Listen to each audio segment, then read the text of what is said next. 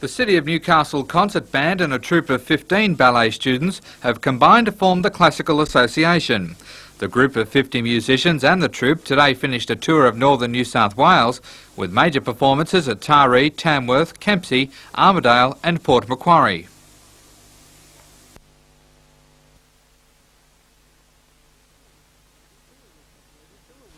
The tour was completed with a concert for Newcastle primary school children at Newcastle High School. The dancers performed the Pineapple Pole, a traditional love ballet culminating in the full cast on stage in a choreographed chase, a complex routine for the dancers who range in age from 12 to 19.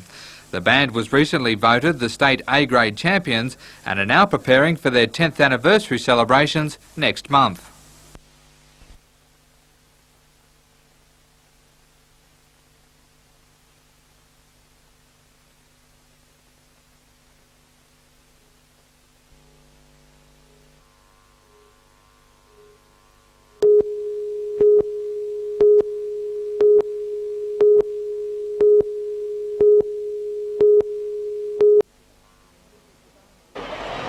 Members of the Barnsley P&C Association say problems faced by the school are extensive, but drainage is the main concern.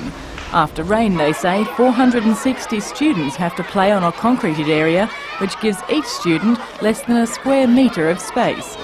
Despite recent work to upgrade other aspects of the school, the P&C says wet weather has created problems for 10 years. Members say one of the worst affected areas is the library, which has water stagnating under it to become a refuge for mosquitoes and frogs. Well, this happens every time it rains. We have a couple of days rain and the ground is like this. The children can't play on it. It's they've got to play on this concrete area that they've got here. They can't get onto the playing fields for probably 3 weeks after the rain has stopped. Mrs Pettit says existing open drains don't remove all the water and orange fungus is growing on the exterior library wall. She says valuable books have been lost because of mould and dampness, while on grassed areas water is such that students can't play sport. And while the food service unit was designed to provide shelter, she says it leaks. We're not just a case of whinging parents picking certain problems out and jumping up in arms.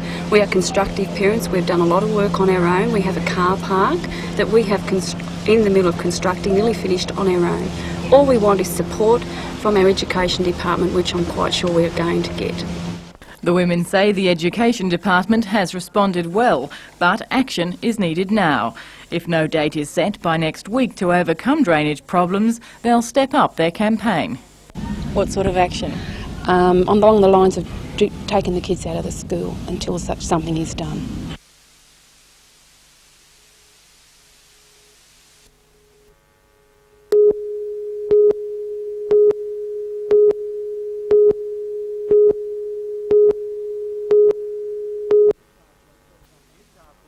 The Newcastle and Cessnock City Councils late this afternoon declared all grassed ovals and playing fields under their jurisdiction closed for the weekend.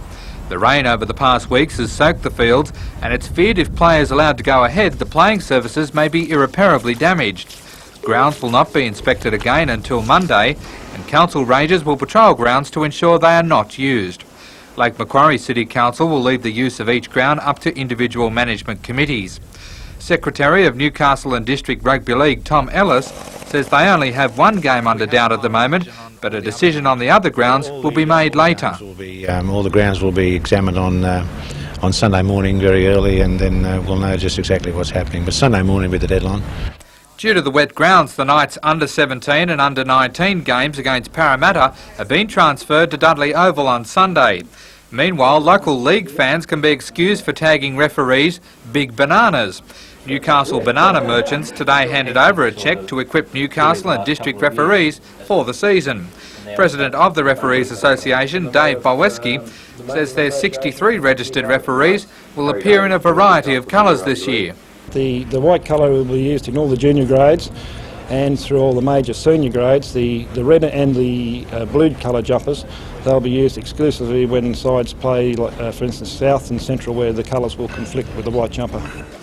The deal also involves the use of the Merchants mascot, Benny Banana, in all the league's promotions and coaching clinics. It's hoped the image of good health and food will encourage younger players to stick with the code.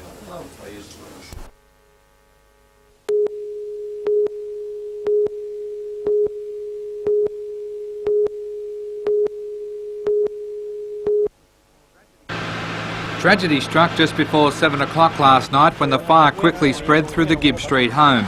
By the time fire units arrived, the house was engulfed by flames and rescuers say they were powerless to reach Mrs Barnes inside. One neighbour said the walls and doors of the home became too hot to touch, hindering their rescue bids. This morning, police and fire brigade scientific units began sifting through the ashes. They agreed anyone inside the house at the time of the blaze would have had little chance of survival. Besides thick smoke from burning paint, the walls were of hardwood double panelling, providing plenty of fuel for the flames. It's thought the tin roof also acted as a reflector, keeping the searing heat within the house. It's believed the blaze started in the lounge room, and the adjoining kitchen still bears testimony to the intense heat, with saucepans and other kitchen utensils melted. Investigators say it will take days of sifting and examining eyewitness reports before they can determine what caused the fire.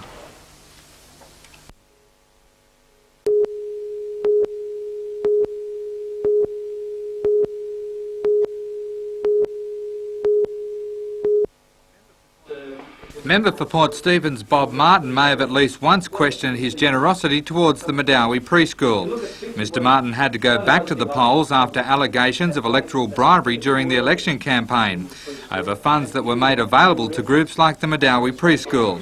Those ideas were rejected by the voters and Mr Martin was returned to his office with an increased swing, giving him great pleasure in opening the school today. Mr Martin says the entire centre was built at a cost of $50,000 due to the help of volunteer workers. Yes, well, the Hunter Group apprentices under Dennis Brooking's guidance did a lot of the brickwork and a lot of the carpentry work, and it's a credit to them and what they've done. Being the latest preschool in the area, the centre is equipped with all the most modern facilities. You've got a licence here for 20 or 24 children. You've got all the facilities. You've got butte grounds. And you've got outdoor facilities like a sand pit, and you've got all the outdoor equipment, and it's all here, and it's wonderful to see.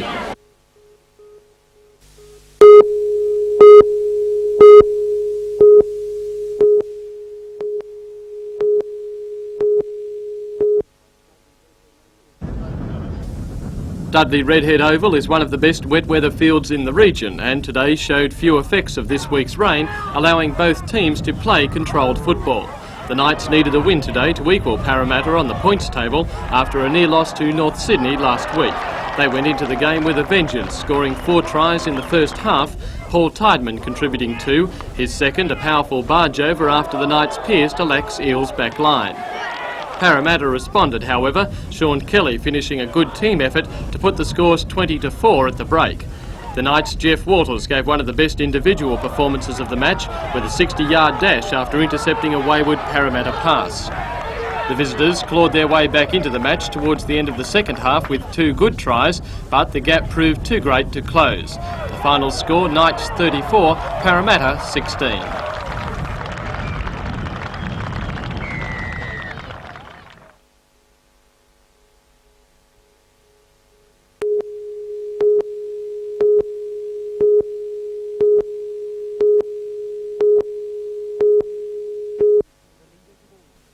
The leaders of all the country's major political parties attended this final memorial service.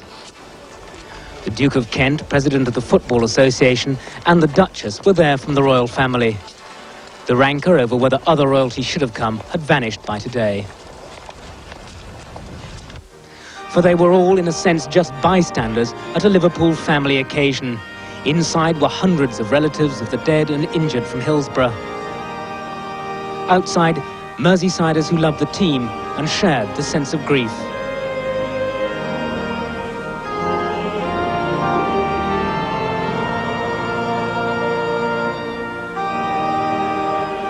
"95 candles were lit, one for each of the 95 hearts which stopped beating just 2 weeks ago.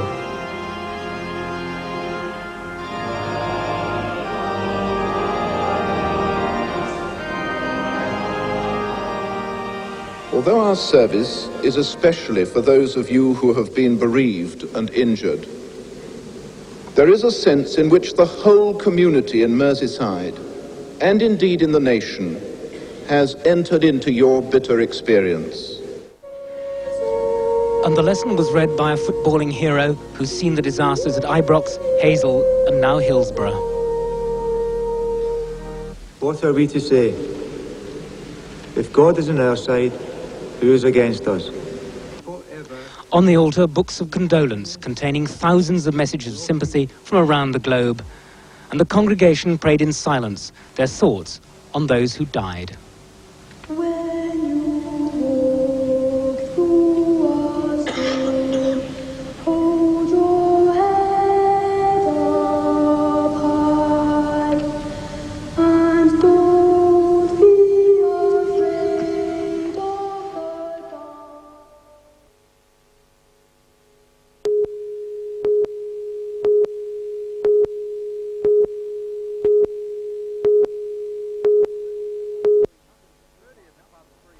Thirty of the club's 300 members lined up today to receive the first in a series of shots against hepatitis B. The project to inoculate the lifesavers and their families is recommended by the Australian Surf Life Saving Association. The club can offer the full course of injections to its members for $30 instead of the normal $150 due to sponsorships from the pharmaceutical companies that produce the serum. Nobby's club captain, Alan Stevens, says the need for the injections comes with the increase in drug addicts treating beaches as dumping grounds for used syringes. I don't think it's as bad in Newcastle as it is in Sydney, but it is getting to that stage. We're finding about 50 needles per season on the beach here, and that wouldn't be the total number that are actually found by the public as well. A lot of them are found discarded in these waste bins, where they pose a problem to people who are rummaging for empty cans. Just how exactly are they found? Lying around the beach, or we find some buried down below the stairs, under the walkways.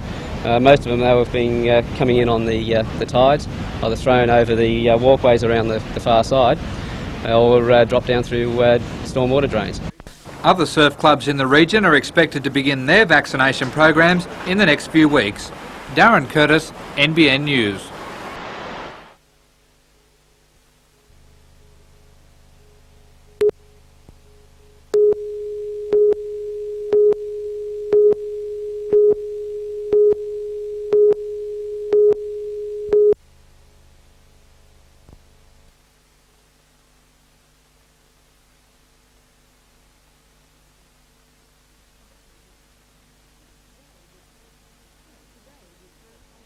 Today, the church held its first centenary service. The Merriweather family founded the church when the suburb Merriweather was known as Burwood. Among those celebrating, former choir boy Charlestown MP Richard Face. Well, I was actually baptised here some 46 and a half years ago, so a lot of memories flood back. Former committee member Norm Ladkin has attended the church since 1917.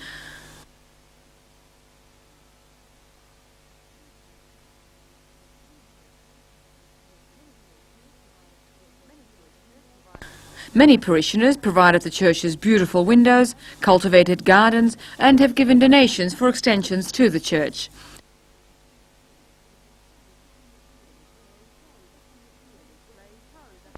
A display froze 100 years of weddings, christenings and other special occasions into one moment of time, enjoyed, admired and fondly remembered by all.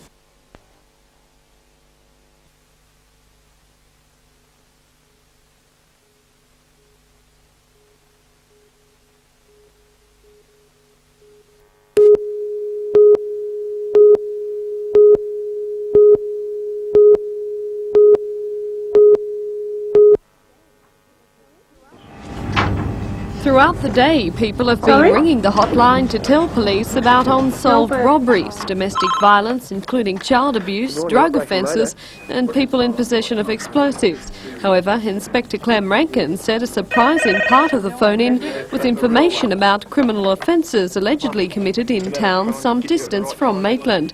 Inspector Rankin is confident many unsolved offences in the community will be cleaned up following a good response from the public. He said some Maitland people were so enthusiastic about informing police of criminal and other illegal activities that there were calls waiting for the operation to begin at 9 this morning. Operation Mayday at Maitland Police Station will end at 9 this evening and the number is 341 811.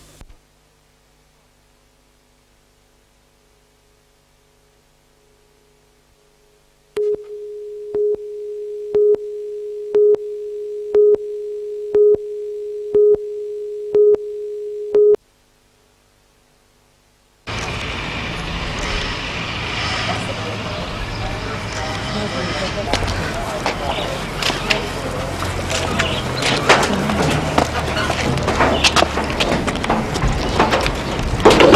driving this?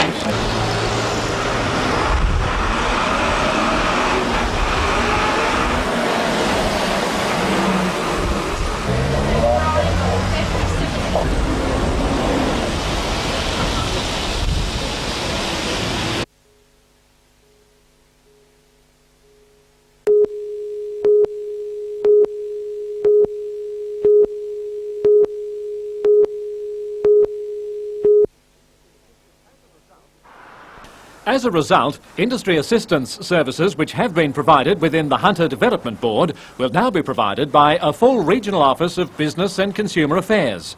Mr Murray said government funding to the HDB directly, which had been running at $270,000 a year, is now no longer justified.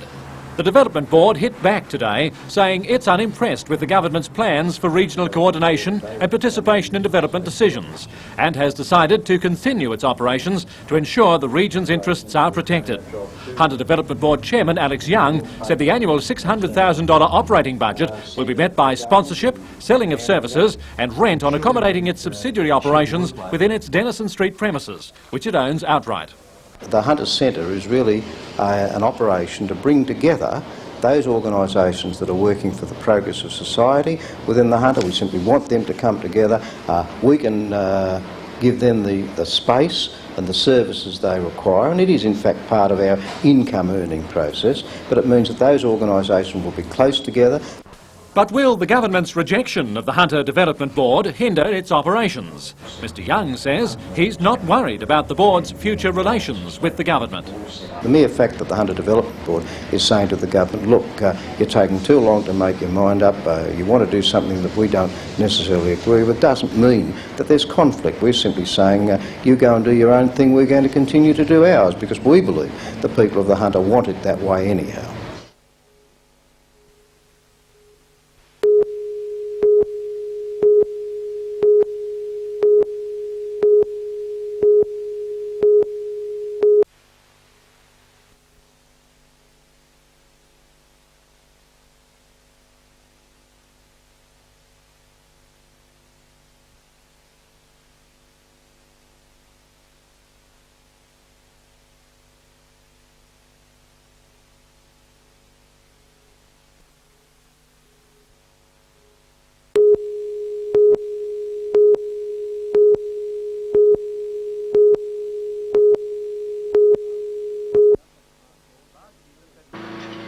Last year, the federal government passed laws governing the legal catches of gemfish. The idea is to preserve some of the 3,000 tonnes of gemfish off the continental shelf from New South Wales to Tasmania, and to ensure the existence of supplies in years to come. However, one local fisherman, Kent Bollinger, says the quotas will only place more strain on the industry. It'll mean severe financial hardship to particularly the younger generation of fishermen that have come into the industry and that have heavy financial commitments. For those crews not awarded quotas, it means they are only allowed to bring in gemfish in small quantities that they haul in as a byproduct. Kent says the quotas will only adversely affect the co-op that all Newcastle commercial fishermen must belong to. It'll make a fair bit of difference to the co-op's turnover of the year, because there are about 7 or 8 boats involved in this, and the co-op won't receive any commission on it. A spokesman for the Department of Primary Industries today said the quotas were awarded on a boat's catch history over 1986 and 87. The department then gave the quotas to fishermen who traditionally fished gemfish and brought in substantial weights over the 2-year period. The spokesman says anyone dissatisfied with not receiving a quota has 28 days to lodge an appeal.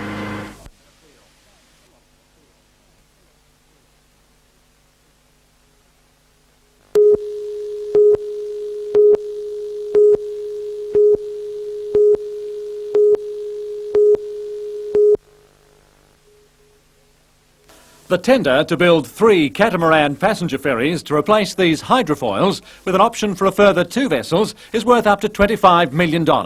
Historically, Carrington Slipways has been a competitive and competent builder of such vessels. It's built all the steel catamaran ferries currently in use on Sydney and Newcastle harbours. This time, the contract calls for aluminium construction. Mr Morris said the lower price tendered this time around by NQEA Australia may have been achieved with the help of Queensland Government subsidies. He also says New South Wales could have made up the $340,000 price difference per vessel in the Cairns-based builder's favour through tax revenue and power charges, and that Mr Baird has ignored the wider effects of additional jobs involved, not just at Carrington Slipways, but with its suppliers. Mr Morris went on to say that this region is trying to demonstrate to the federal government that it is in the social and economic national interest that the Anzac frigate project be based here.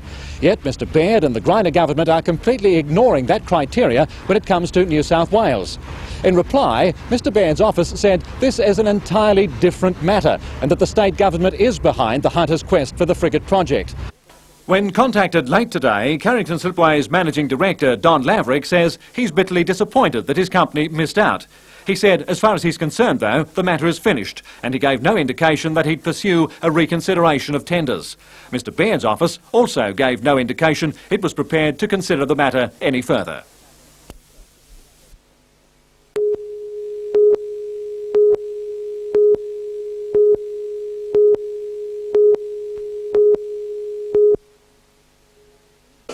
"19 people have been referred by the CES to Newcastle's first training course, specifically designed to teach what's required to work in the top-class hospitality market. Brisbane-based company Personal Performance is running the course for the participants who are aged between 18 and 41 and who have been out of work for between 6 and 12 months. Today, decked out in their uniforms for the first time, members of the group discussed the findings of a survey undertaken at local eateries. Out in the field, they observed many things, including customer relations, mathematical skills and hygiene.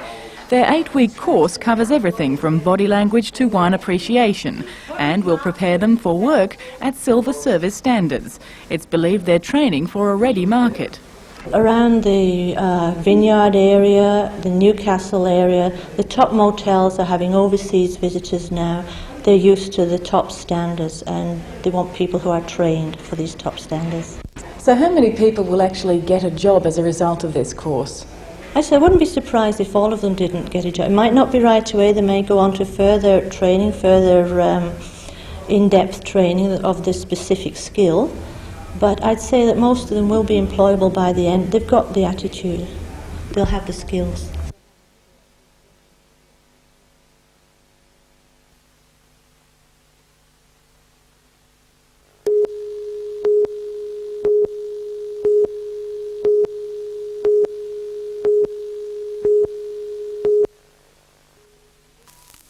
It's signs like these that Newcastle Alderman Don Geddes wants to see back on Merewether Beach. Originally responsible for having them put there in the first place, he was surprised to hear just 3 weeks ago that they had been removed 5 years ago. With the 1.5 kilometre ocean outfall tunnel at Burwood Beach nearing completion, he doesn't feel he is closing the gate when the horse has bolted. And I'm not an engineer, so I'm not able to say how effective it's going to be, but having read some of the publicity that exists in Sydney in relation to their treatment plant, I wonder whether it will be effective. Local swimmers don't appear too concerned about the pollution at Merewether Beach. It's not too bad. Down here it's okay on a good day. If you have a look you can see how clear it is at the moment, but on a southerly you just wouldn't even bother. Use your eyes. If it's clean you can see.